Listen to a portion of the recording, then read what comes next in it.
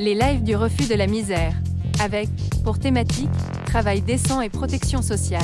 Rencontre avec Valentin et Claudine, de Castilab, l'entreprise à but d'emploi.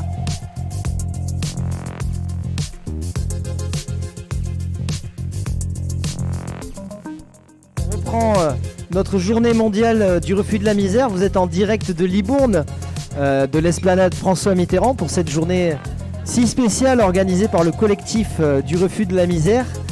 Vous êtes en direct sur les réseaux sociaux, Instagram, et comme ça tous les gens qui n'ont pas pu venir ici peuvent également participer à cette journée. Pendant une heure, une émission spéciale avec mes invités.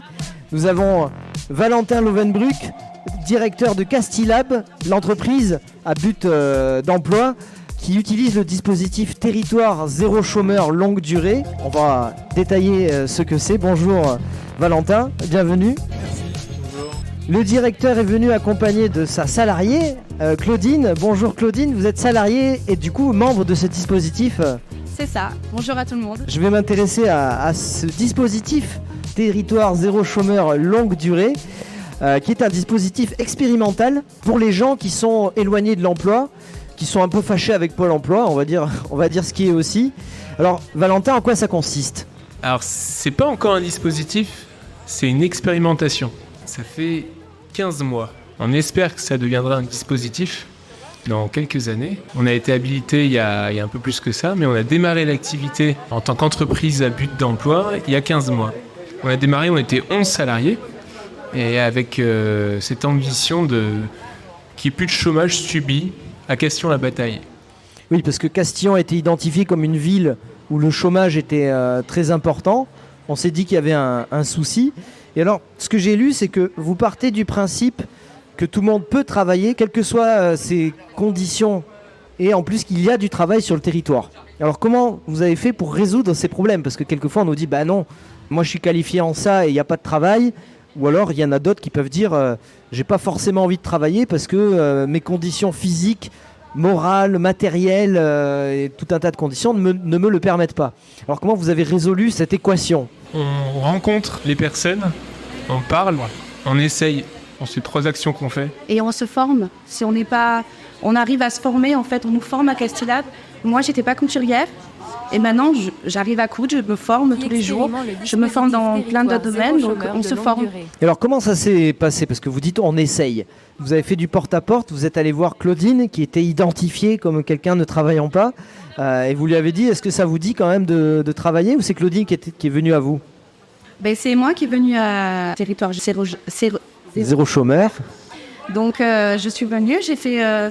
on rencontre quelqu'un, on nous pose plein de questions et après, notre projet commence à avancer. On demande ce qu'on veut faire. Donc, après, on adapte tout ça.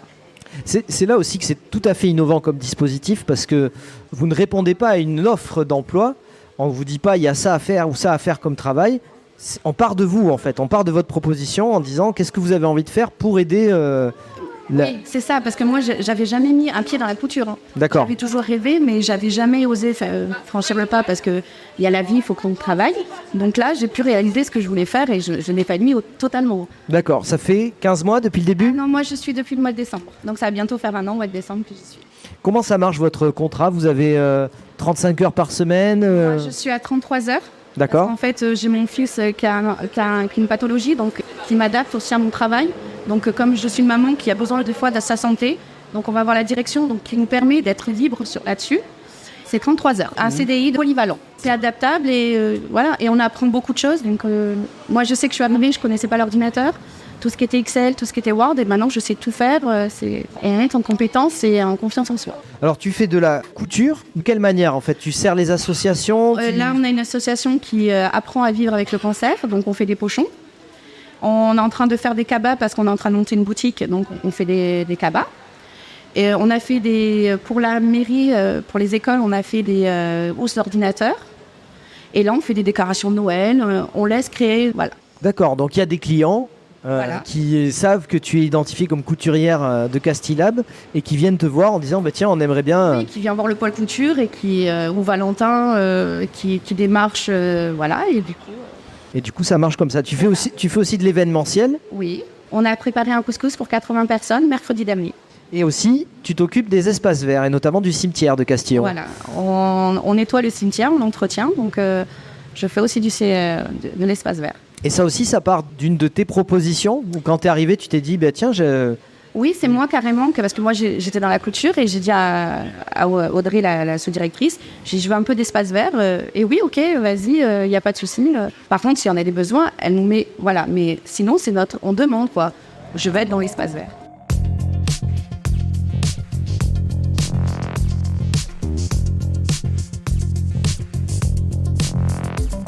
Revenons-en donc à Castilab et à cette gestion de ce territoire zéro chômeur longue durée. Comment faites-vous, Valentin, pour accompagner, diriger, coordonner ces différents salariés qui ont différentes tâches, différentes missions, différents horaires et différents besoins? C'est un travail préparatoire qui est important pour démarrer un territoire zéro chômeur longue durée, parce qu'il faut que justement tous les acteurs du territoire se rencontrent. Des acteurs économiques, les entreprises, les associations, Pôle emploi, Cap emploi, Mission locale, PLI, et j'en oublie beaucoup, et toutes les collectivités, mairies, communautés de communes, départements, régions. Tout le monde se rend compte pour partager un objectif commun, une ambition commune, c'est qu'il n'y ait plus de chômage subi sur le territoire. Qu'on arrête avec ce gâchis dingue de quelqu'un qui a envie de travailler et qui ne peut pas. Donc, une fois que ce consensus-là, il est dit, il est fait, il est partagé, c'est là où on passe à l'étape suivante de rencontrer les personnes qui se sentent privées d'emploi, qui veulent mais ne peuvent pas travailler parce qu'il n'y a pas assez d'offres sur le territoire, parce qu'il n'y a pas assez d'offres adaptées à leurs problématiques. Et c'est là où on crée une entreprise à but d'emploi et on démarre une aventure collective où tout le monde est dans le même bateau et on partage cette ambition, cette raison d'être de l'entreprise à but d'emploi Castilab, qui est de créer ensemble de l'emploi utile, durable et adapté sur le territoire pour répondre à tous les besoins du territoire. Et le problème de mobilité de Madame Dupont de tout à l'heure, c'est un parfait exemple. Effectivement. Claudine, vous, quels étaient vos rapports avec Pôle emploi? Parce que j'imagine que vous avez été quand même confronté à eux, qui vous ont incité à travailler d'une certaine manière.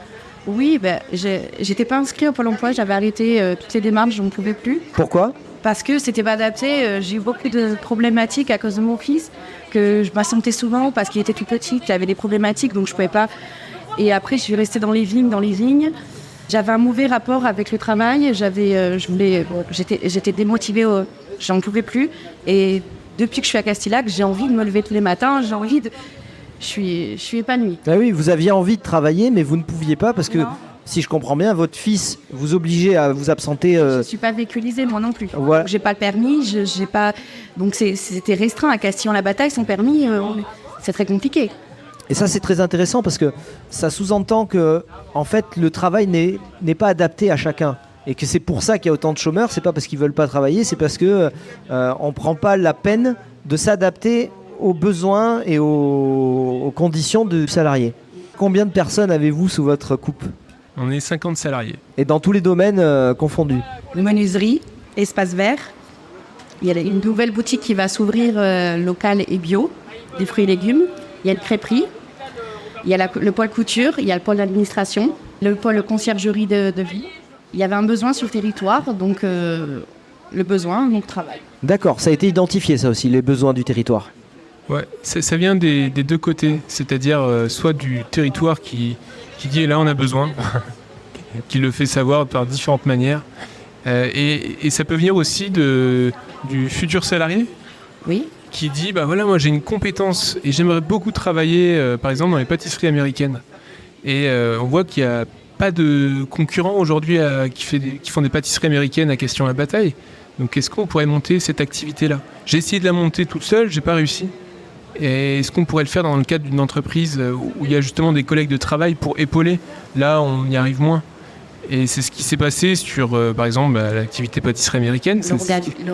L'origami, tous les bijoux, les décorations en origami, c'est avec des magazines recyclés. On a plusieurs activités comme ça qui ont démarré du besoin, de l'expérience du salarié. Les 3 questions qu'on se pose en permanence, c'est 1, est-ce qu'il y a un besoin sur le territoire? 2, est-ce que la personne, le salarié, a envie? 3, est-ce qu'elle sait le faire? Est-ce qu'elle a les compétences pour répondre à ses besoins? Alors si la réponse est non à la troisième question, Non. vous pouvez l'aider à la former. Oui. C'est ça. Ouais. Et là, on passe beaucoup de temps à former les personnes. Vraiment, toutes les semaines, il y a des formations sur des sujets métiers pour développer les savoir-faire. Mais on a aussi des formations sur le savoir-être. Parce que puisqu'on est 50 salariés, on se tape dessus parfois. Ah oui. Il faut arriver à travailler ensemble pour répondre à notre ambition commune. Donc on apprend à travailler ensemble. Donc il y a des modules aussi de mise en commun où on discute et on échange de nos expériences vécues. Et il y a des formations aussi juste pour être bien, style pour travailler dans les bonnes positions, pour qu'on soit bien, pour pas que... Donc on fait du sport, du réveil musculaire tous les matins, 5 minutes pour que notre corps soit bien. On fait tout pour avancer correctement. Sur la deuxième question, la question de l'envie, est-ce que vous ressentez que globalement tout le monde a envie de travailler ou est-ce que malgré tout, et ça peut être légitime, certaines personnes se disent ben non, moi clairement j'ai pas envie de travailler. Je suis bien chez moi. À Castilab, moi ce que j'en sais c'est que tout le monde a envie. Donc Ouais. après... C'est le seul critère. Non, il y a 3 critères pour entrer à Castilab. 1, être privé d'emploi depuis plus d'1 an. 2, habiter à Castillon-la-Bataille depuis plus de 6 mois. 3, être volontaire pour travailler dans un emploi. Et D'accord. c'est pas facile de travailler dans un emploi, dans une entreprise où il y a justement d'autres personnes et il faut s'adapter aussi aux autres personnes et dépasser les conflits, les traverser quand il y en a et trouver des manières de s'organiser, d'être en relation avec l'autre qui permet de travailler dans les bonnes conditions. C'est pas facile, tout le monde l'est pas. Tout le monde n'est pas fait pour travailler en entreprise et c'est pour ça qu'on pose vraiment la question, est-ce que tu es prêt à rentrer dans une entreprise avec des contraintes, avec un droit du travail? Sinon, mais c'est pas un problème, il n'y a aucun jugement à avoir. D'accord, C'est ouais. juste que c'est pas adapté Castilab et il y aura d'autres solutions et on va t'aider à trouver une autre solution. D'accord, vous forcez pas les gens. Ah non. Il n'y a pas de ça. Et parfois, des personnes sont rentrées dans l'entreprise et sont aperçues que, bon, finalement, ça va pas trop. Et il y en a qui sont partis. Alors, c'était rare que la personne se démotive et sorte ensuite. C'est arrivé 1 ou 2 fois. Mais en général, quand on rentre dans cette entreprise-là, puisqu'on est porté par aussi la dynamique collective, on dépasse ses limites. Je ne sais pas comment toi tu as vécu ça, Claudine. J'ai dépassé mes limites et j'ai pris confiance en moi. Vraiment, maintenant je vous parle. Avant, j'aurais jamais osé. Dans ma vie de travail, il y a un avant et un après. Et on grandit tout. À Castilab, on grandit, quoi. Castillon, c'est un peu étendu quand même pour les gens qui habitent un peu loin. Comment est-ce que vous cherchez aussi des solutions de mobilité? Non, pour l'instant, on n'a pas de problème. Les gens viennent tous à pied, quasiment tous. Il y a 1 ou 2 personnes qui viennent en voiture. Aujourd'hui, on n'a pas eu besoin de véhiculer des salariés internes à Castilab. Parce que c'est vraiment un des avantages d'avoir un territoire où on travaille. Mais ça pourrait arriver. C'est pour ça que notre pôle mobilité, il s'adresse surtout aux personnes qui habitent à Castillon-la-Bataille et qui vont travailler ailleurs, ou l'inverse. Mais de toute façon, quand vous avez une structure comme ça, j'imagine que vous êtes au fait de tout l'écosystème en fait, de l'économie locale, de l'emploi, et du coup, si c'est pas vous qui apportez la solution, vous pouvez orienter vers une autre structure qui peut apporter la solution. En effet, Castilab, on fait plein de choses, on est de nombreux salariés, mais le but c'est pas de tout faire, le but c'est pas d'embaucher tout le monde, le but c'est que le territoire trouve une solution à chacun. C'est ça. Et du coup, si on n'est pas en coopération avec d'autres structures, on va ramer. Et on va pas y arriver. C'est un projet où on peut y arriver, vu l'ambition, on peut y arriver que ensemble. Que en collectif.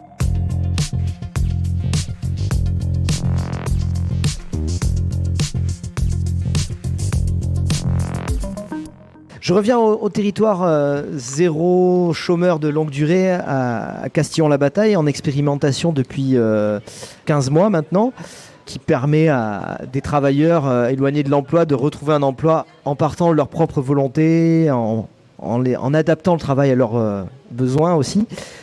Comment vous financez ça? Parce qu'il y a aussi cette deuxième question, sur le territoire, on nous dit qu'il n'y a pas de travail aussi, c'est parce que des fois il n'y a pas de quoi financer un poste de travail. C'est pas le travail effectif qui manque, c'est les moyens financiers pour financer tout ça. Alors comment vous faites pour Et ben ça ne manque pas non plus les moyens financiers. Vous m'étonnez là, parce qu'on nous dit souvent que c'est la crise, que c'est difficile à financer. Il y a juste un retournement de perspective à faire. Quelqu'un qui est privé d'emploi, aujourd'hui en France, coûte à la collectivité 20 000 euros par an. D'accord. Donc l'État, la collectivité a tout intérêt à prendre en compte les dépenses directes du chômage, du RSA et toutes les dépenses indirectes et à les transformer en ressources pour les associations, les entreprises à but d'emploi, les structures d'insertion par l'activité économique qui vont faire ce travail de trouver l'équilibre entre ce que la personne peut faire, ce qu'elle veut faire et le besoin du territoire. Donc aujourd'hui, l'État, c'est pour ça qu'on a une expérimentation qui nous finance à 80%. Qui finance l'État ? L'État. L'État et le département. Et donc, nos produits, quand on a notre compte de résultat, 80%, c'est des subventions qui viennent de l'État et du département aussi. Et il y a 20% qu'il faut absolument qu'on trouve pour exister, pour être pérenne, c'est du chiffre d'affaires. Du coup, ça veut dire qu'on va aller sur des activités qui n'ont pas forcément de modèle économique rentable au sens classique du terme, mais parce qu'on va avoir un coût horaire différent des entreprises classiques, on va pouvoir recréer des boucles, notamment dans l'économie circulaire, qui vont permettre à des activités où on a besoin de ces activités, mais qui ne sont pas rentables, et ben nous, on va arriver à les faire. Donc si je comprends bien, c'est en grande partie les collectivités territoriales et l'État qui financent dans un premier temps, mais ce que vous dites, c'est qu'ils ont intérêt, entre guillemets, à le financer, parce que financer le chômage, finalement, ça coûte plus cher. C'est un peu ça l'idée. Hein. C'est exactement ça. Il faut savoir qu'aujourd'hui, on est dans une situation absurde. On finance sans limite les allocations. Quelqu'un qui ne trouve pas un boulot, eh ben on lui dit « Ok, pas de problème. Tu touches une allocation, que ce soit une aide de retour à l'emploi ou du RSA. » Mais aujourd'hui, la révolution qu'il faut faire et qui est en marche, c'est de financer sans limite la création d'emplois. C'est une logique. Ça va générer de l'argent via la personne passe par exemple d'un revenu au RSA, à peu près 500 euros par mois, à un SMIC à 1350 euros par mois avec consommateur, consommatrice, va générer des revenus sous forme de TVA par exemple pour l'État et va générer toute une dynamique économique sur le territoire qui est bien sûr un cercle vertueux. Donc ça c'est votre discours, mais comment vous faites pour convaincre les collectivités justement à ce besoin de financer en disant que ça peut être utile. J'ai un communiqué là, qui m'est parvenu il n'y a pas si longtemps où c'est le groupement du territoire zéro chômeur qui râle en disant que l'État ne finance pas suffisamment ces dispositifs expérimentaux. Ben oui, en fait, l'État aujourd'hui réfléchit à son budget pour l'année 2024, ce qu'on appelle le projet de loi finance 2024. Et le Fonds d'expérimentation national des territoires zéro chômeur a dit qu'il nous faut 89 millions d'euros pour financer les créations d'emplois telles qu'elles sont prévues dans les 58 territoires existants. Et il nous faut aussi de l'argent, donc ça fait partie des 89 millions, pour financer le déploiement de l'expérimentation à d'autres territoires. Comme ça a été promis par la Première ministre, comme ça a été voté par le Parlement, comme ça a été soutenu par le président de la République. Et aujourd'hui, parce que on est dans une logique aussi où il faut réduire la dette, la tentation est de dire on va mettre pas 89 mais 69 millions d'euros sur la table. Il manque 20 millions. Et donc ça pose problème à vous directement ? Ça pose problème à nous directement parce que ça veut dire qu'il y a l'argent nécessaire pour continuer l'expérimentation avec les 50 salariés existants sur le territoire de Castillon-la-Bataille, mais pas plus. Ouais, donc vous ne pourrez pas développer davantage. On ne pourra pas développer davantage, ça revient à geler l'expérimentation sur les territoires existants, et c'est un drame. C'est un drame parce qu'aujourd'hui on est missionné pour qu'il n'y ait plus de chômage subi, c'est pour ça que ça s'appelle territoire zéro chômeur. Et pour que l'emploi ça devienne un droit, comme c'est inscrit dans notre constitution. L'emploi est un droit. Et on a aussi tous le devoir de travailler. Et aujourd'hui, avec cette logique comptable, on veut bien comprendre, il y a une certaine logique, mais simplement on revient à nos travers initiaux, qui sont de subir le chômage plutôt que d'investir dans la création d'emplois. Le message est entendu. Je pense que le président lui-même écoute IT Radio en direct sur les réseaux sociaux, sur Instagram, et répondra peut-être prochainement à vos interrogations. C'est pour ça qu'on est là. Ouais. Claudine, est-ce que dans votre entourage aussi, vous connaissiez peut-être d'autres personnes qui étaient dans la même situation que vous? Et est-ce que vous avez entraîné avec vous et avec ce nouveau dispositif des copains, des copines qui... Oui, j'ai des amis en fait que j'avais travaillé dans les vignes avant avec moi, qui étaient compliqués, qui étaient mères célibataires, tout ça, et que c'était super compliqué. Je dis viens voir à Castilab. Et il y a 2-3 personnes que j'ai aiguillées vers Castilab et qui sont super contents. Au niveau mental, j'ai l'impression que ça a tout changé. Hein, Ah oui. Le sourire. Mental, physique. J'ai perdu 18 kilos tellement que je suis bien. Tout va bien en fait. Alors c'est super. Mais racontez-nous justement l'état dans lequel vous étiez quand vous étiez éloigné de l'emploi parce que vous ne pouviez pas, parce que...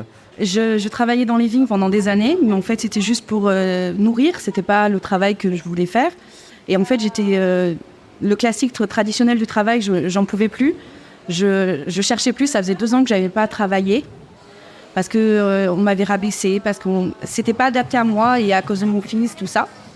Et je suis arrivée à Castilab avec beaucoup d'appréhension, mais franchement maintenant tout va bien, quoi. C'est fluide, Ça a tout changé. Ça a tout changé physiquement, même à l'intérieur de chez moi, parce qu'on apprend plus de choses, on évolue. Tout le temps, on évolue.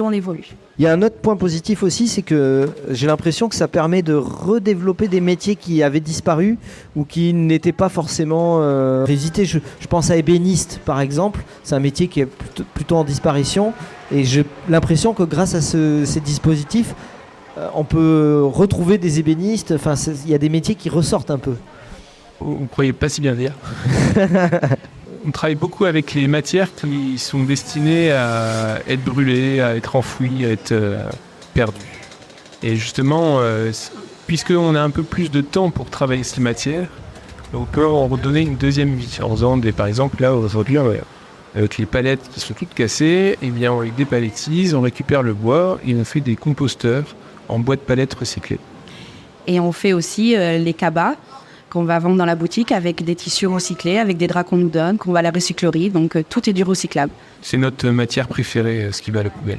Des métiers et aussi des matières qui resservent, ça peut servir. Il y a aussi un autre projet, par exemple, sur tri des déchets. On a fait une expérimentation à l'Ustom, le syndicat d'ordures ménagères, et on est allé sur place, sur leur grande plateforme de massification, là où tous les déchets qui sont voués à l'enfouissement arrivent. Et puis on était 4-5 salariés, on s'est mis à trier pour essayer de valoriser le plus de matière, et on a réussi à valoriser la moitié de ce qu'on avait trié. Donc face à cette expérimentation, l'Ustom a dit mais il faut absolument qu'on fasse ça, qu'on déploie ça, qu'on fasse ça tous les jours. Et du coup en 2024, eh bien, on pourra avoir une équipe de Castilab. Alors on espère que ce sera nous qui serons choisis, mais ils ont pu vérifier qu'il y avait un modèle économique à valoriser les déchets plutôt qu'à les enfouir. Des nouveaux métiers qui apparaissent donc. Je me posais la question par rapport au temps de travail. Vous m'avez dit vous faites des espaces verts, de l'événementiel et de la couture.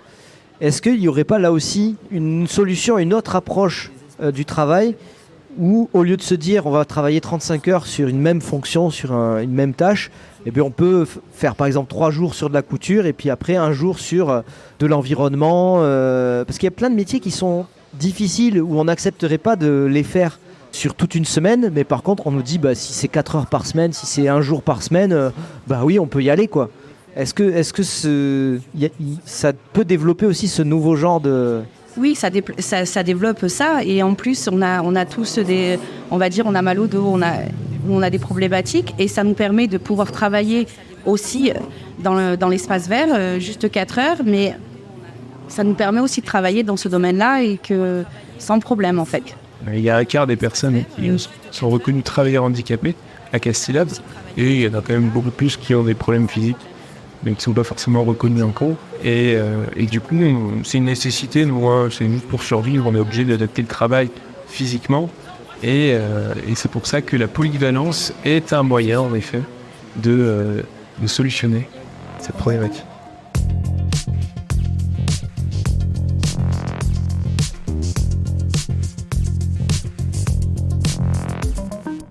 Peut-être avant de conclure cette émission, pour qu'on s'imagine bien, parce qu'on a des concepts, mais on n'a pas forcément le réel, je vais vous demander à chacun, à chacune, de décrire votre journée type, celle que vous voulez, du matin quand vous arrivez, au soir quand vous repartez, pour qu'on comprenne bien, notamment ce dispositif territoire zéro chômeur longue durée.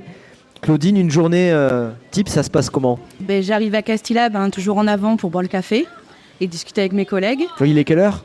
Moi, généralement, j'arrive à 8h pour embaucher à 8h30. D'accord. Donc, je me rends toujours avant pour boire un petit café, fumer ma cigarette. Ensuite, je prends ma machine à coudre. Donc, je vois ce qu'il y a à faire, les sacs. En ce moment, je fais des décorations pour Noël. Alors, j'essaie de me visualiser. C'est un open space. Vous avez un bureau propre. Vous avez un atelier. Non, on a un petit atelier avec des tables où il y a tout le pôle couture. D'accord, il y a plusieurs personnes qui sont avec vous. Voilà, exactement. Alors, il y a des gens qui découpent, qui font que découper. Il y en a qui font... Donc, moi, je vais coudre mes petites pochettes. À midi, on mange avec les collègues, avec la direction, avec Valentin, avec Audrey. L'après-midi, des fois, je vais aller au cimetière, 2 heures. Pas l'après-midi, le matin. Je vais aller 2 heures au cimetière. Et ensuite, j'embauche à 13h30 jusqu'à 17h dans la couture. D'accord. Et qui c'est qui donne les missions? C'est Valentin, c'est le patron? Non, c'est la sous-directrice Audrey. D'accord. On a une application qui nous dit, Skello, qui nous dit de telle heure à telle heure... Là, il faut faire ci, là, il faut faire ça. Et c'est des missions, c'est pas forcément vous qui les... Là, pour le coup, vous avez envie de faire de la couture, mais les missions, c'est l'ensemble de Castilab qui les cherche pour vous. Ou c'est vous qui faites du porte-à-porte en disant, ça vous intéresse des sacs d'ordinateurs et qui faites aussi la démarche commerciale Il y a des collègues qui font le commercial. Il y a des commerciales qui sont de mes collègues, oui. Mais on apprend. Donc moi, je sais que je vais apprendre à faire du commercial aussi un petit peu. Donc je vais... Voilà. En tout cas, il y a des missions qui tombent, quoi. Oui. On vous dit, là, de telle heure à telle heure, il faut y aller, quoi. Faut y aller. Non, c'est pas dit comme ça. Ouais. C'est, vas-y, il y a ça, mais il dit pas... c'est tous dans la bienveillance. Donc, si on n'est pas bien, on peut aller voir Valentin ou Audrey et lui dire non, aujourd'hui... Là, j'ai pas le temps. J'ai pas le temps, ou je peux pas, ou je suis pas bien, ou... Non, c'est un côté humain et la direction n'est pas là. On a un bon rapport. C'est pas comme dans un travail standard que le patron, il va nous donner des ordres et on va dire ouais, ok, parce que c'est le patron. Ouais, c'est intéressant. On peut argumenter, ils nous écoutent, ils sont là pour nous écouter, donc ce côté-là est super bienveillant. Donc, L'exigence n'est pas forcément aussi rigide que dans un cadre traditionnel. Ça vient d'où? Ça vient de Valentin parce qu'il est sympa et de la sous-directrice, ou ça vient du dispositif territoire zéro chômeur? Positif, c'est... Ça vient de l'idée qui nous rassemble. C'est... En droit du travail, c'est quand même étonnant parce que ce qui fait qu'une entreprise est une entreprise, c'est des bouts de papier, c'est une abstraction, c'est une idée. Et nous, on a une raison d'être, c'est créer ensemble de l'emploi durable, utile, adapté.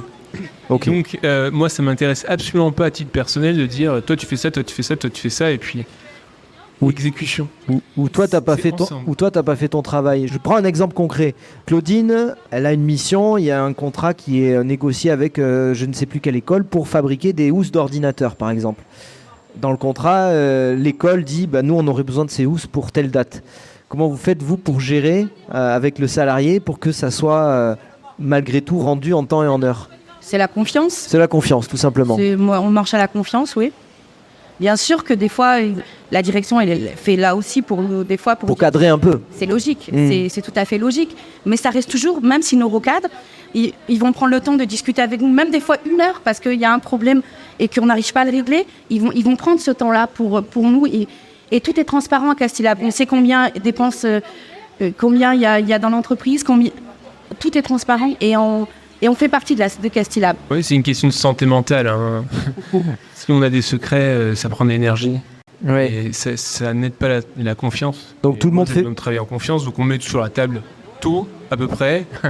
Et puis on trie et on essaie de trouver ensemble les meilleures solutions. Tout le monde fait partie de l'équipe et tout le monde participe et donne de soi pour le bien de l'entreprise. C'est en fonction de ses envies, de ses compétences.